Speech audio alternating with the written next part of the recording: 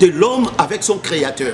Et le jugement dernier, comment est-ce que Dieu jugera les diables?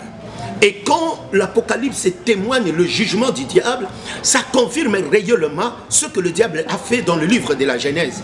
C'est ainsi que nous prions le Seigneur dans le nom de Jésus-Christ, que tout le pasteur, tous ceux qui servent Dieu, tous les serviteurs de Dieu doivent avoir d'une manière de la maîtrise réellement le deux livres qui incarnent la présence de Dieu sur la terre, qui révèlent la présence de Dieu sur la terre. Et ça donnera une orientation même dans des prédications, dans des sermons que nous témoignons, que nous parlons dans nos églises, dans nos assemblées, partout où nous sommes invités, pour préparer à Dieu. La présence du Saint-Esprit et de l'Église sur la terre, c'est pour préparer à Dieu un peuple disposé à le recevoir. Et ça nous permet, dans le nom de Jésus, de refléter réellement en nous la grandeur de celui qui a créé le ciel et la terre. Nous bénissons le Seigneur. Le livre d'Apocalypse de Jean, c'est là où nous aurons à introduire. Nous lisons les 3 premiers versets pour essayer un peu de parler quelque chose qui nous ouvrira la porte. Il dit ceci, c'est la révélation de Jésus-Christ que Dieu lui a donnée pour montrer à ses serviteurs les choses qui doivent arriver bientôt et qu'il a fait connaître par l'envoi de son ange à son serviteur Jean. Celui-ci a attesté la parole de Dieu et les témoignages de Jésus-Christ, soit tout ce qu'il a vu. Heureux celui qui lit et ceux qui attendent les paroles de la prophétie et qui gardent les choses qui y sont écrites, car le temps est proche. Réellement, le temps est proche. Nous devons comprendre quelle est la profondeur de ces choses quand Jean dit le temps est proche. Quel est ce temps qui est proche? Est-ce que les gens comprennent réellement? Qu'est-ce qui se passe aujourd'hui dans le monde? Qu'est-ce que nous vivons maintenant dans un monde où, si vous regardez très bien, toute chose touche à sa fin. Nous voyons les secousses de ce monde que nous vivons. Si vous voulez comprendre cela, regardez très bien, vous verrez que même les hommes des sciences savent très bien que le monde est jachère aujourd'hui. Regardez la terre est jachère. Ça ne produit plus le fruit. C'est ainsi que même les agronomes, même les hommes des sciences sont entrés dans des études. Ils ont fait des engrais pour permettre à la terre de produire. Mais ces genres des engrais détruisent aussi la santé de l'homme. Et l'homme, quand vous voyez la terre qui a été tirée des eaux, et après Dieu créa aussi un homme spirituel qu'il forma de la chair, parce qu'en réalité l'homme n'est pas chair, l'homme est esprit. La phrase commence par « Puis Dieu dit » dans Genèse chapitre 1 verset 26. « Puis Dieu dit, faisons l'homme à notre image ».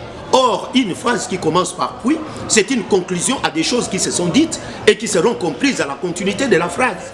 « Puis Dieu dit, faisons l'homme à notre image et selon notre ressemblance ». Cela veut dire Dieu, dans toute sa pensée de la création, il voulait que celui qui devait dominer sur la terre, assujettir la terre, prendre l'autorité sur la terre, cette créature devait avoir l'image et la ressemblance de celui qui a créé la terre, dont le but et dans l'objectif que toutes les créatures lui soient soumises et que toutes les créatures devaient voir dans la personne que Dieu créera à son image, l'image de celui qui a créé le ciel et la terre. C'est ainsi que Dieu dit, faisons l'homme à notre image pour qu'il domine. Ne pouvait dominer sur la terre que celui qui devait avoir l'image de Dieu. Vous voyez, dans la chute de l'homme, tout ce que l'homme hérite aujourd'hui, l'homme croit que c'est par sa force ou par son armement qu'il deviendra puissant. Non, dans la création, la puissance, l'autorité, la gouvernance, l'assujettissement de l'homme devant toutes les créatures n'était pas lié à sa force ni à son intelligence, mais cela était lié à son être. La manière qu'il extériorisera Dieu dans sa vie. C'est là où les créatures verront en lui la nature de leur créateur et ils seront soumises. C'est ainsi que la Bible dit, la création tout entière soupire et attend avec un ardent désir la révélation des fils de Dieu. Et c'est que la révélation de voir encore sur la terre les fils de Dieu que Dieu avait créés à la création. À l'occurrence d'Adam et Ève, qu'ils voient ces fils-là encore sur la terre. C'est ainsi que quand Jésus, l'image du Fils, était venu sur la terre, toutes les créatures étaient soumises à sa puissance. C'est ainsi qu'il dit à ceux-là qui vont croire à son nom, c'est-à-dire à ceux qui prendront leur vie en les identifiant à sa vie, à ceux qui prendront leur vie en l'harmonisant à sa parole. Il dit que ceux-là, ils chasseront les démons, ils saisiront les serpents, ils feront toute espèce de miracle, parce que lui, il est avec eux.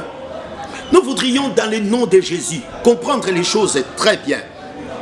C'est ainsi que quand vous regardez la terre aujourd'hui, la terre est complètement jachère. C'est ainsi que les hommes des sciences, mais surtout les agronomes, font des études très profondes, vouloir à tout prix faire sortir de la terre des produits, des espèces qui sont bien bonnes par rapport à eux.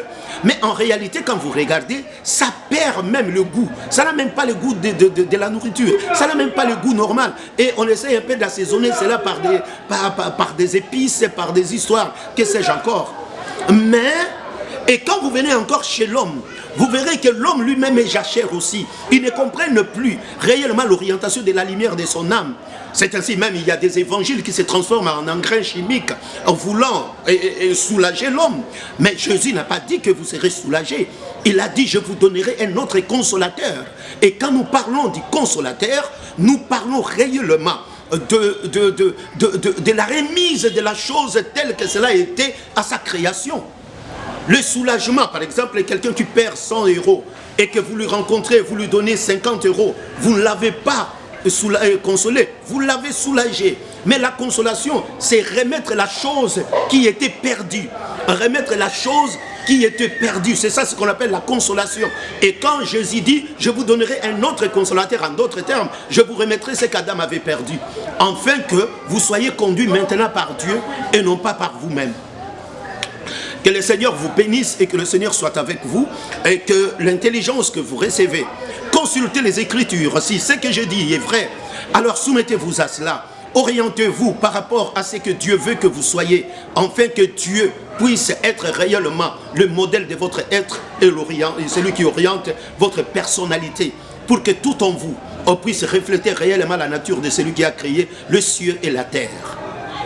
Nous sommes en train de parler pour ramener l'homme à comprendre qu'en Christ, l'homme ne reçoit pas des choses matérielles, mais l'homme reçoit les modèles de ce que Dieu a voulu qu'il soit sous le soleil. Après cela, tout ce que tu demandes ou que tu ne demandes pas, tout ce qui sera l'objet de tes pensées, tout ce qui sera l'objet de ta volonté, Dieu le fera afin de faire glorifier sa parole qui vit en toi dans le nom de Jésus.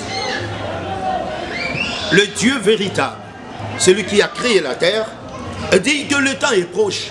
Quand nous regardons tout cela, même quand la terre, j'ai dit tantôt, ça perdait automatiquement toute sa nature et que cela était devenu jachère, l'homme aussi. C'est ainsi que les hommes des sciences sont entrés. Ils ont fouillé par tous les moyens et ils ont arrivé à une conclusion qu'en réalité, l'homme, avant de venir sur la planète Terre, il venait d'une autre planète. Que personne ne sait déterminer les noms. Ils venaient d'une autre planète et qu'ils ont fait des études de planètes que selon les astrologues, les hommes qui font l'espace et qui font la science spatiale, ils sont allés, ils ont trouvé que la planète Mars s'identifie un peu à la Terre. Donc ça sous-entend que comme l'homme vient d'une autre planète, qu'on n'a pas pu identifier et qui s'est volatilisé comme ça, et qu'ils sont en train de préparer comment transporter toute la population de la Terre vers cette planète Mars. Et là, moi, je comprends réellement que la Bible est vraie. C'est que vous ne comprendrez pas la planète d'où vous venez, parce qu'au commencement, c'était la parole. C'est cette planète-là qui a tout créé, et que Dieu nous a fait venir sur la Terre, et que nous croyons que nous quitterons la Terre, non pas pour aller à Mars, mais pour aller au royaume que Dieu a prévu pour tous les saints. Pour tous les saints, ceux qui hériteront le royaume des cieux. Nous bénissons le Seigneur parce que la parole de Dieu est vérité. La parole de là, ça prouve l'authenticité de ce que nous prêchons, parce que l'homme ne connaîtra pas le nom de la planète d'où il vient, parce que la Bible dit, avant que je t'eusse formé dans le ventre de ta mère, je te connaissais. Je te connaissais, tu viens de Dieu. Dieu te connaissait.